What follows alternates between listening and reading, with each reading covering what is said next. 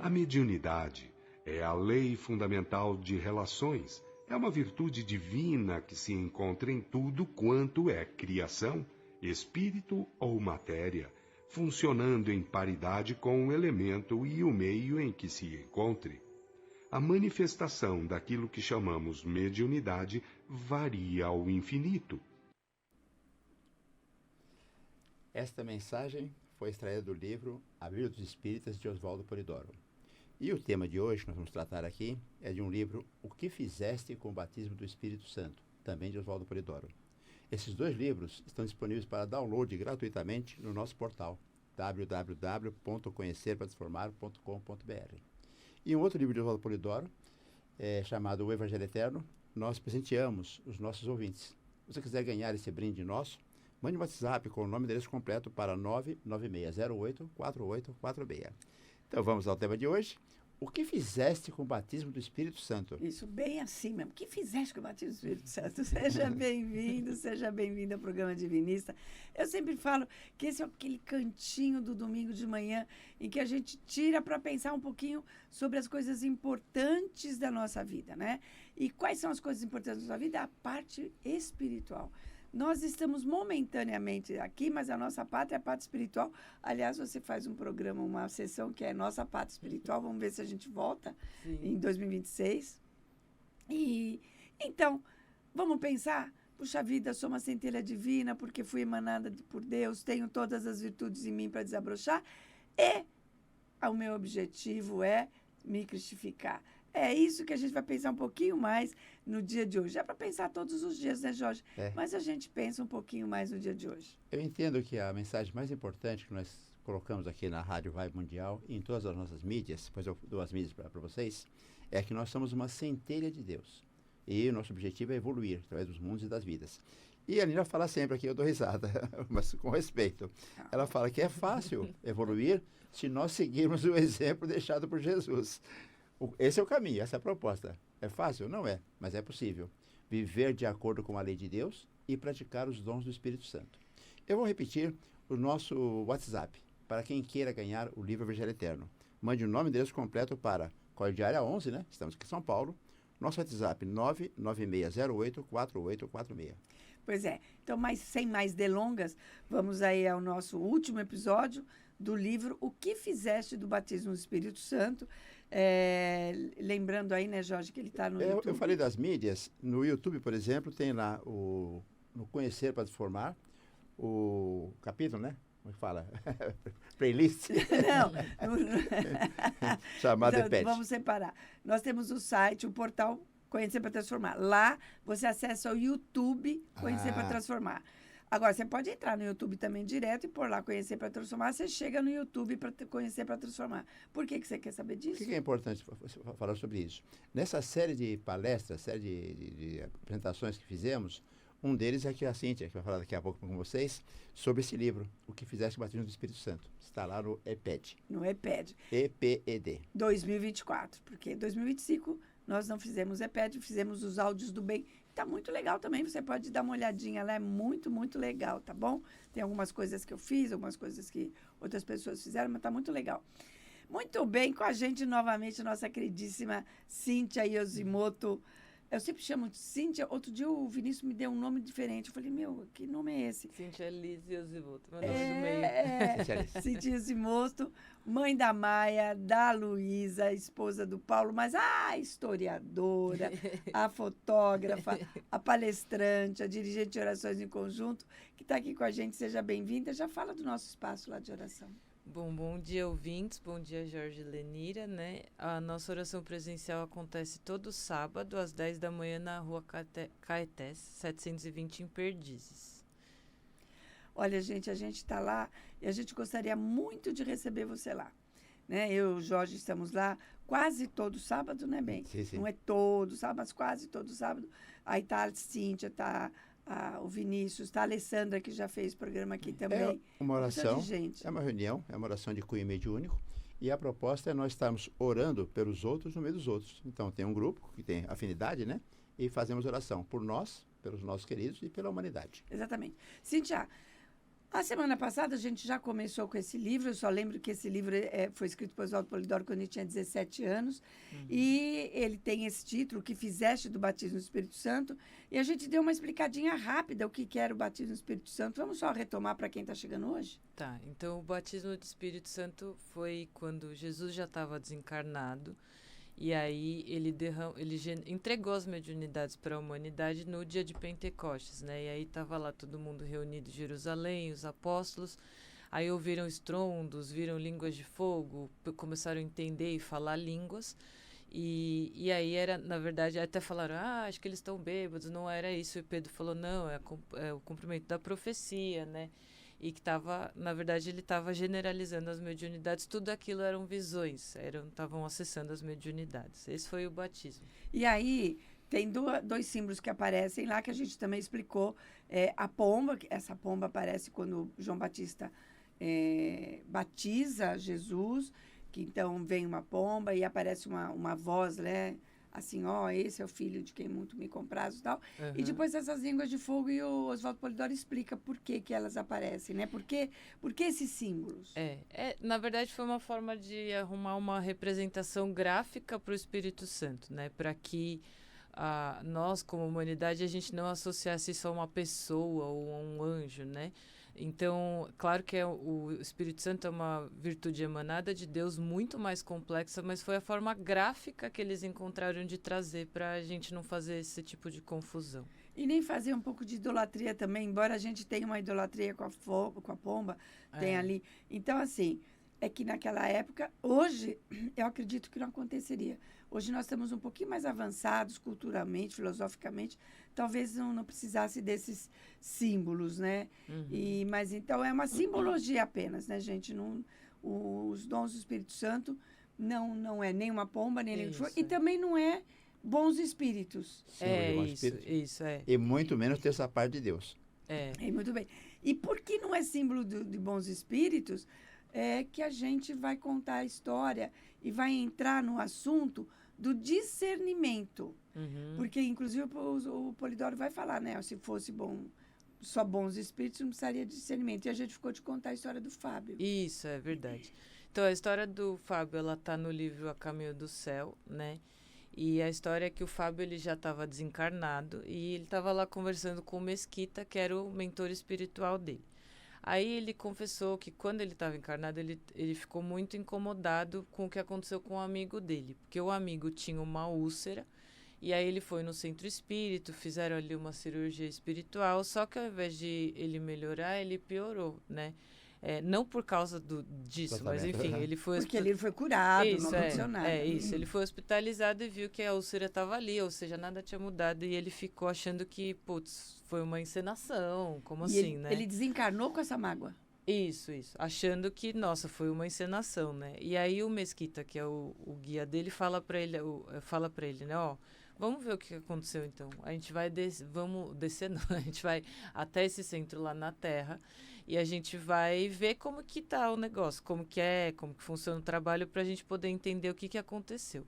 E aí, quando eles chegam lá, eles começam a perceber que percebem que a vibração do local era muito baixa, né? Que tinha muitas falhas, tanto em matéria de comportamento dos participantes, quanto do conhecimento doutrinário e técnico e tudo mais. Lá.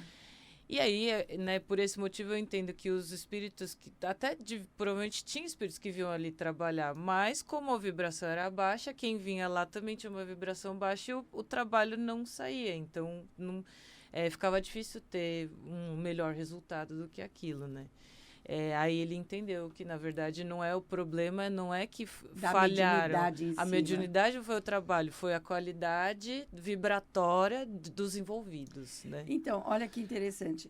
É a mesma coisa numa empresa, em algum lugar. Se você tem um departamento muito bagunçado, você tem um departamento que 1 ou 2 sabe o que está fazendo, mas o resto não sabe, não vai dar certo. A empresa vai falir, não tem outro jeito, não tem outro jeito. Então, para a gente ver como é importante, esse é um caso muito grave, né? Vamos dizer assim. Grave não, muito pesado. Né? A pessoa pensou que ia ser curada, não foi curada, ou não recebeu ajuda nem nada. Mas como é fundamental discernir os espíritos. Tanto é que tem uma frase, né? Não lembro se é de Paulo, procurar discernir. Não criais a todo espírito, mas provai são de Deus. Está em João, né? É, não tá criar. isso. Então, e aí, se Espírito Santo fosse bons espíritos, não precisaria discernir. Sim. Eu falei agora, perdão, deixa eu cortar. Falei agora há pouco que é importante nós participarmos de oração em conjunto. E a responsabilidade de quem tem o espaço, quem administra o espaço, quem dirige orações de cunho mediúnico, é muito grande. Mas também dos participantes. Você não pode, vou lá porque o médium é interessante, vou lá porque... Não, eu vou lá porque eu vou participar com a minha vibração, vou contribuir. Vou contribuir. Então, e aí é importante que a gente aprenda, estuda, tenha conhecimento, porque a hora que a gente... Se ele tivesse conhecimento um pouco mais, o Fábio também, se ele tivesse conhecimento um pouco mais, ele teria pelo menos pensado, puxa vida, será que...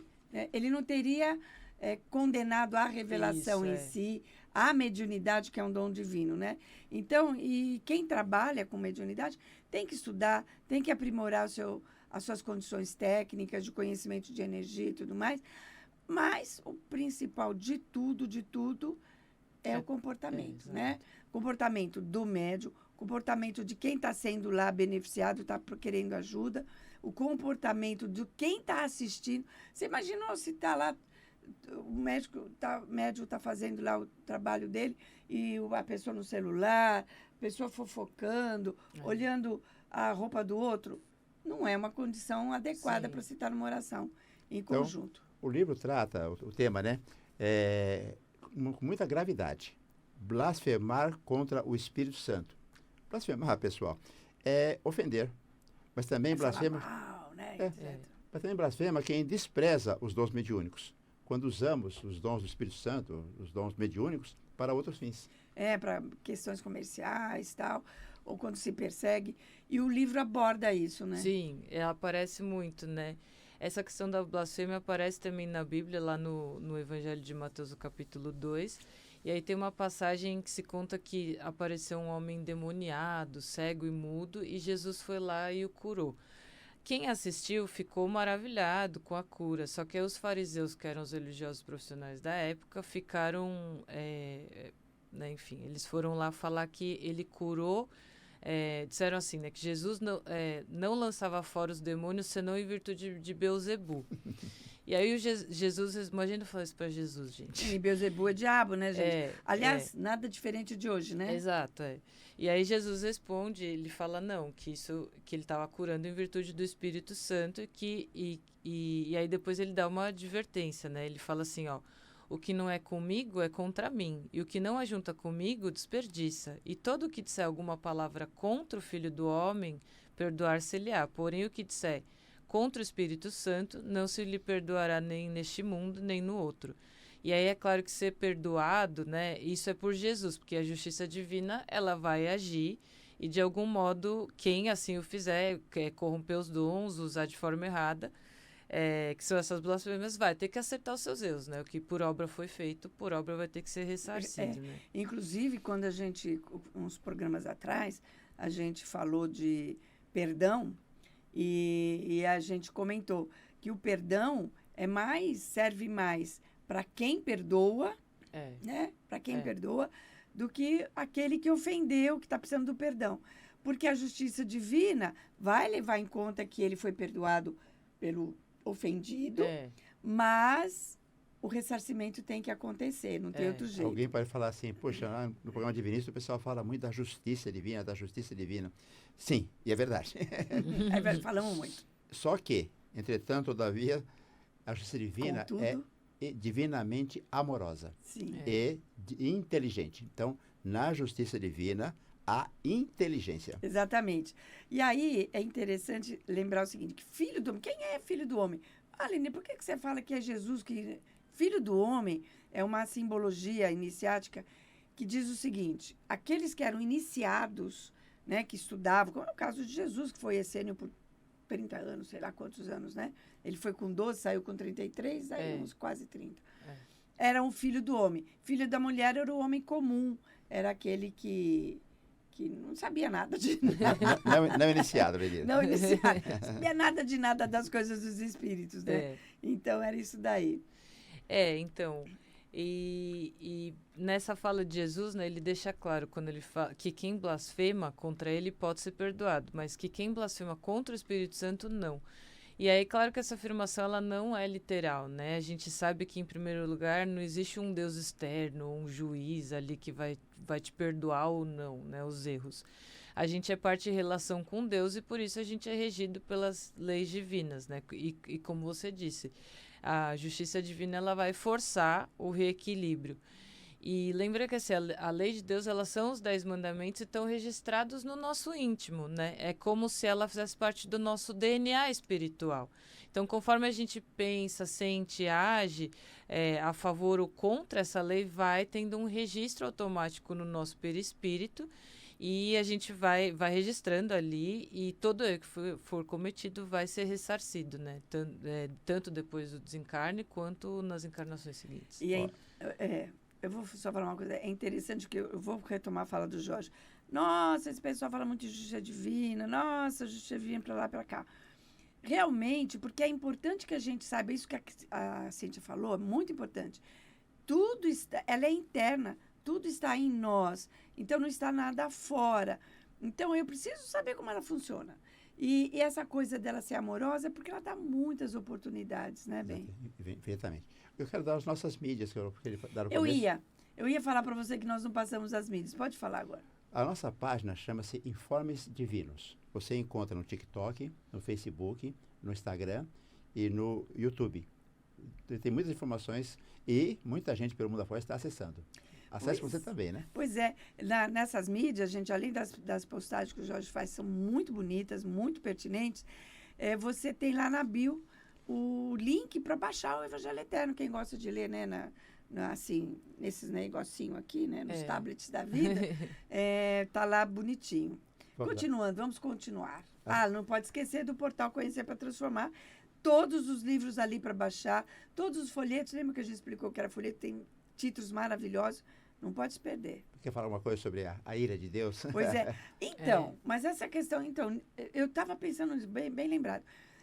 Porque essa questão da justiça divina se contrapõe à famosa ira de Deus, que o Polidoro também comenta no livro. Tem uma pergunta no livro que fala assim, né? Que pensar do que chamavam ira de Deus? O que se chama rigor da lei. A cada um segundo as suas obras é equivalente a olho por olho, dente por dente. Apenas a Deus cumpre justiçar e não ao homem. Então, olho por olho, dente por dente, que inclusive ficou conhecida como lei de Talião, né? É a mesma coisa que dizer aquilo que eu falei, que tudo que por obra foi feito, por obra vai ter de ser ressarcido, né? Não como a gente faz aqui, né? Exato. E isso vai ser feito pela justiça divina. Ela vai criar uma oportunidade ali muito bem pensada para que a gente possa ressarcir isso. Mas não quer dizer que os seres humanos tenham que fazer isso. Exatamente. Porque isso foi mal entendido e muitas culturas, os babilônios, os judeus e até os romanos, existia isso, colocar essa lei como uma vingança autorizada na prática. Uma isso vingança, não... é uma vingança. A justiça divina faz isso, mas não a gente. E ela também não faz desse jeito. Isso. Deu um tapa, vai receber um tapa. Nem sempre. Nem exato. sempre. Isso eu vi outro dia numa mídia social. Alguém falou, tal pessoa teve uma morte assim, violenta, sei lá. É porque ela matou alguém também na vida passada? Claro que não, né, pessoal? Senão não necessariamente, de jeito nenhum. Não senão seria uma loucura. E a gente interrompeu todo o pensamento da Cíntia. Vai, Cíntia, continua. Nós somos muito indisciplinados. Nós vamos aprender com o Paulo, que a gente vai falar daqui a pouco. É verdade. Não, então, a gente estava falando isso. Não é a justiça divina que vai... Não é os seres humanos que vão colocar isso em prática. É a justiça divina que vai criar oportunidade, né? Mas acho que a gente estava falando também sobre... Então, mas ainda tem um negócio aqui... É que Jesus é Jesus, né? Olha, pode falar mal de mim à vontade, pode meter o pau e tal, mas não fale contra as mediunidades. Mas isso ainda, eu queria retomar isso aí, ainda é meio... porque ele fala, chama atenção isso que ele fala, né? Quem blasfemar contra mim, vai ser perdoado, mas contra o Espírito Santo não. Então ele se põe o Espírito Santo acima dele. Põe os dons do Espírito Santo e ele abaixo, né? Ele fala assim, ó, daí no livro fala assim, por que se coloca o Cristo abaixo do Espírito Santo? Aí responde, porque este, né, ou seja, o Espírito Santo, ou seja, os dons mediúnicos, é dado como graça a todos que forem julgados dignos pelo Pai comum, conforme bem disse Pedro em Atos capítulo 2. O Espírito Santo é uma virtude emanada de Deus, não é parte integrante do Espírito emanado. Eu ainda tenho que pensar sobre isso. Sabia? Eu também. Lembra que a gente entrou numa conversa, uma época sobre isso? É força, é poder, é virtude. Por ele se comunicam os espíritos, dão-se os sinais obrados pelo Cristo. Por ele, Jesus fazia e desfazia o seu corpo. Por ele se comunicava e por ele nós todos podemos chegar a fazer até mesmo mais do que o Mestre fez, consoante a sua própria maneira de dizer. Crede ao menos por causa das mesmas obras. Em verdade vos digo, que aquele que crê em mim, esse fará também as obras que eu faço e fará outras ainda maiores, porque eu vou para o Pai. Então, blasfemar contra as mediunidades é mais grave porque a revelação ela é uma virtude emanada de Deus que permite essa comunicação dos encarnados com os planos espirituais, né? E essa comunicação, se ela for feita em sessões de práticas mediúnicas gratuitas e sadias, ela ajuda a gente a se orientar na encarnação, né? A gente evoluir. Então, por isso, não pode tirar de circulação. A ideia básica que a gente tem, quando fala em mediunidade publicamente, de modo aberto, é comunicação entre encarnados e desencarnados. É verdade. Mas também nos diversos planos espirituais há essa comunicação. E no plano crístico também. Ela é importantíssima aqui no nosso meio, né? Porque é por aí que a gente trazem conhecimento, trazem conforto, trazem, advertência, toma cuidado, o próprio Apocalipse, né? Mas você estava falando, e eu esqueci de anotar uma coisa que eu queria falar. Deixa eu ver se eu lembro o que era. Esqueci mesmo que coisa. O livro vai tratar também da corrupção. Não, mas eu ainda queria falar, era alguma coisa que eu ia falar. Nossa, muito importante. Olha o que ele fala. Por que a gente fala assim, como é que vocês falam que a gente vai evoluir, vai chegar a ser Cristo e tal? O próprio Cristo falou, aquilo que eu posso fazer, você acabou de dizer, aquilo que eu posso fazer, vocês podem fazer e mais. Agora eu fico imaginando, gente, o que pode ser esse mais do que ele já fez. Exatamente. Né? Então, eu de novo vou falar, é simples, não é simples, tá, pessoal? Simples é colocado em palavras. Existe Cristo de planeta, existe Cristo de sistema planetário, existe Cristos de galáxias, existe Cristo de universo e por aí afora. Não para. Porque chegar a Cristo é o primeiro patamar. Uhum. E depois os Cristos evoluem também. Por isso, talvez que ele tenha falado sobre isso. O que eu faço muito mais. Muito mais, né? Então, a gente tem que pensar muito bem no que Jesus falou. Toma cuidado. Não vá falar mal dos dons mediúnicos. Não vai praticar mal os dons mediúnicos. Não vai rejeitar. Muito menos não vá perseguir. Que foi o que a corrupção doutrinária fez, né? A corrupção doutrinária é uma coisa, assim, né, um capítulo à parte, muito importante, que a gente fala da corrupção que a Igreja Romana cometeu, né? E a gente comentou bastante isso no EPED, né? Lá no YouTube. Isso. E aqui, o que acontece? Como a gente vai ter ainda um livro chamado... Aquele que o Kainan vai fazer, Confissões de um Corruptor, a gente vai falar muito dessa parte de corrupção. Uhum. Então, o que a gente vai fazer? A gente já está terminando esse bloco.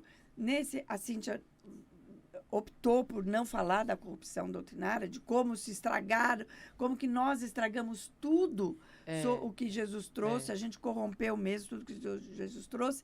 Mas nós vamos falar sobre Paulo, sobre como as primeiras sessões Mas no YouTube espíritas, eu falei sobre essa parte. Mas no YouTube, então. Porque no YouTube são 4 episódios. Então, lá, quem tiver vontade e curiosidade deve ter, vai lá, assiste os 4 episódios, procure lá direitinho. Dá o endereço direitinho. Eu fiz um curso naquela hora. Não, fala o endereço direitinho, como achar o iPad. Então, você vai no portal Conhecer para Transformar, lá tem YouTube, você entra no YouTube Conhecer para Transformar. Ou não, você vai direto no YouTube, põe lá Conhecer para Transformar, EPED 2024, você chega nele. Mas a gente volta já no segundo bloco. Fica aí, volta com a gente.